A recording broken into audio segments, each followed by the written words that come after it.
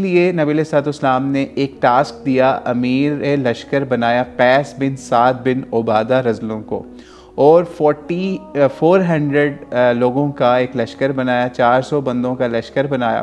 اور ان کو کہا کہ یمن کے علاقے میں سودا کے جو قبیلہ ہے یا علاقہ ہے اس کے اوپر آپ نے جا کے اٹیک کرنا ہے۔ اور جب یہ اٹیک کے لیے موومنٹ ابھی سٹارٹ ہو رہی تھی اور لشکر رستے میں جا رہا تھا،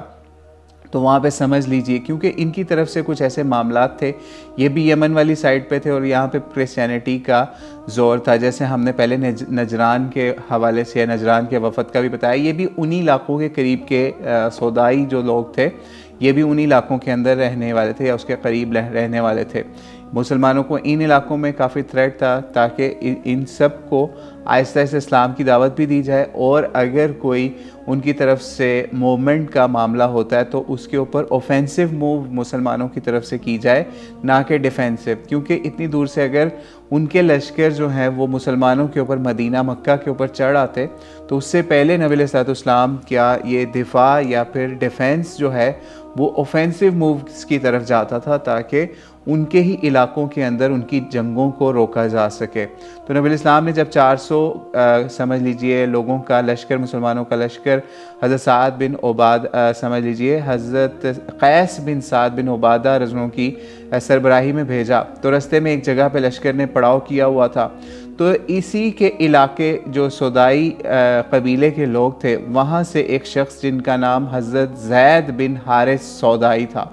ان کو پتہ چل جاتا ہے یا ان کے قبیلے والوں کو پتہ چل جاتا ہے اس طریقے سے نبی علیہ الصلوۃ والسلام کا لشکر آ رہا ہے، صحابہ آ رہے ہیں ہمارے علاقے کے اوپر اٹیک کرنے یا تبلیغ یا اور معاملات کے لیے، تو یہ فوری بھاگ کے اس لشکر والوں کو روکتے ہیں اور نبی علیہ الصلوۃ والسلام کے پاس فوری بھاگ کر جاتے ہیں اور وہاں پہ جا کے عرضی رکھتے ہیں، اور اسلام بھی یہ قبول کر چکے تھے یا انہوں نے نبی علیہ السلام کے پاس جا کے اسلام قبول کیا۔ حضرت زیاد بن حارث سودائی رضلوں نے انہوں نے اسلام قبول کیا اور نبی علیہ السلام سے کہا کہ میں اپنی قوم کا ضامن ہوں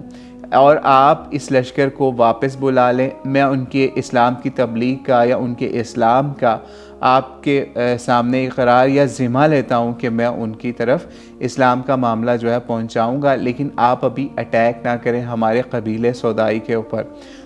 یا سودا کے اوپر۔ تو نبی علیہ الصلوۃ والسلام نے ان کی بات مان لی، ان کا اسلام بھی قبول کر لیا، بیعت بھی ان سے لے لی،